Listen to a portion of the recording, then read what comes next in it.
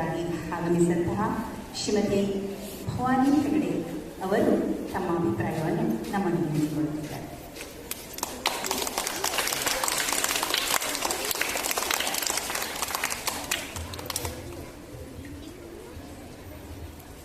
ಹರೇ ಕೃಷ್ಣ. ನಮ್ಮ ಸಂಸ್ಥೆಯ ಸೆಕ್ರೆಟರಿ ಆದಂಥ ಶ್ರೀ ಅನಿರುದ್ಧಗೋಸ್ಕರ ಮಾತಾಡಿದ್ದಾರೆ. ನನಗೆ ಅಂಜಲಿ ಮೇಡಮ್ನವರು ಸ್ವತಃ ಫೋನ್ ಮಾಡಿ ಕರೆದಾಗ ಎಷ್ಟು ಖುಷಿ ಆಯಿತು ಅಂತಂದರೆ ಅದನ್ನು ಹಂಚ್ಕೊಳ್ಳಿಕ್ಕೆ ಸಾಧ್ಯನೇ ಆಗಲಿಲ್ಲ. ತಕ್ಷಣ ನಾನು ಹೇಳ್ಬಿಟ್ಟೆ, ಯಾರಿಗೆ ಹೇಳ್ತೀವಿ ಅದನ್ನು ನಮ್ಮ ಫ್ಯಾಮಿಲಿಯಲ್ಲಿ ಶೇರ್ ಮಾಡ್ಕೊಳ್ತೀವಿ. ಮಗನಿಗೆ ಹೇಳ್ಬಿಟ್ಟೆ, ಮಗ ನಿಮ್ಮ ಶಾಲೆಗೆ ಹೋಗ್ತಾ ಇದ್ದೀನೋ ಅಂತಾರೆ. ತುಂಬ ಕೃಷ್ಣ ಮಕ್ಕಳನ್ನು ನೋಡ್ತಾ ಇದ್ದೀನಿ. ಪ್ಯಾರೆಂಟ್ಸ್ಗೆ ಒಂದು ಮಾತು ಹೇಳ್ತೀನಿ, ಇಲ್ಲಿ participation is very very important. ಮಕ್ಕಳಿಗೆ ನಮ್ಮ ಸಂಸ್ಕೃತಿಯನ್ನು ಕಲಿಸ್ಬೇಕು, ಸಂಸ್ಕಾರವನ್ನು ಬೆಳೆಸಬೇಕು. ಒಂದು ಶಿಲೆಯನ್ನು ಕೆತ್ತಿ ಮೂರ್ತಿಯನ್ನು ಮಾಡಿ ಆ ಮೂರ್ತಿಯಲ್ಲಿ ನಾವು ದೇವರನ್ನು ಕಾಣ್ತೇವೆ, ಪೂಜಿಸ್ತೇವೆ, ಎಲ್ಲವನ್ನ ಬೇಡ್ತೇವೆ. ನೋಡಿ ಎಷ್ಟು ಚೆನ್ನಾಗಿದೆ.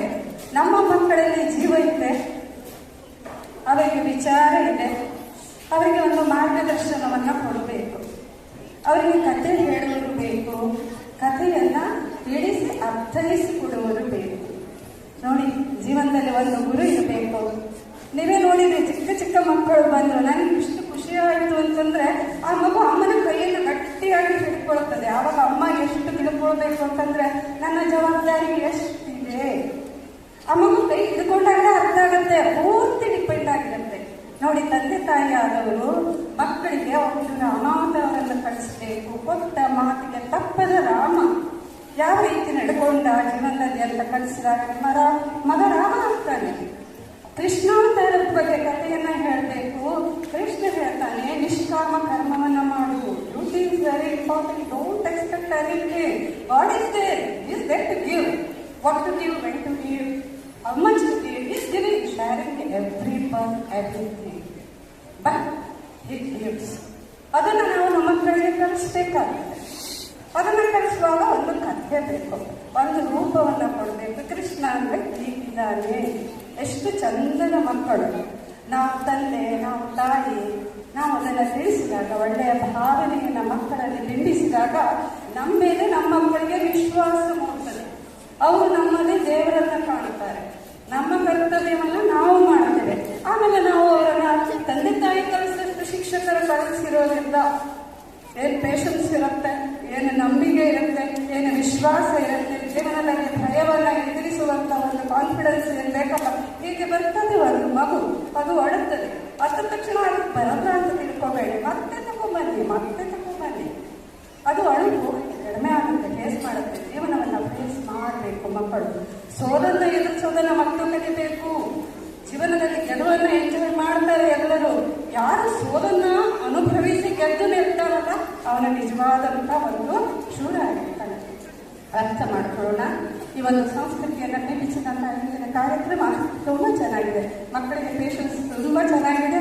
ಕೃಷ್ಣ ಏನು ಹೇಳ್ಕೊಟ್ಟ ಅಂದ್ರೆ, ಮಕ್ಕಳ ಜಾತಿ ಭೇದ ಮಾಡಬೇಡಿ, ಸಮಾನತೆ ಇರಲಿ, ಮಿತ್ರತ್ವ ಇರಲಿ.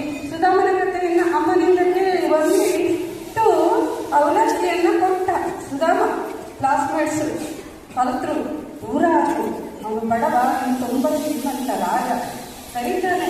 ಇಷ್ಟು ಅವಲಕ್ಕಿ ತಗೊಂಡ್ಬರ್ತಾನೆ ನಾಚಿಕೆ. ಆದರೆ ಕೃಷ್ಣ ಪ್ರೀತಿ ಎಷ್ಟಿದೆ, ಸ್ನೇಹ ಏನದನ್ನ ಅಮ್ಮನಿಂದ ಕಥೆಯನ್ನು ಕೇಳಬೇಕು. ಆವಾಗ ನಮಗೆ ಅದರ ಅರ್ಥ ಆಗುತ್ತೆ ಮಕ್ಕಳ. ಇದೆಲ್ಲವನ್ನ ಮಹಾಯುದ್ಧ ನಡೆಯುವಾಗ ಅರ್ಜುನನಿಗೆ ಬೋಧನೆಯನ್ನು ಮಾಡ್ತಾನೆ.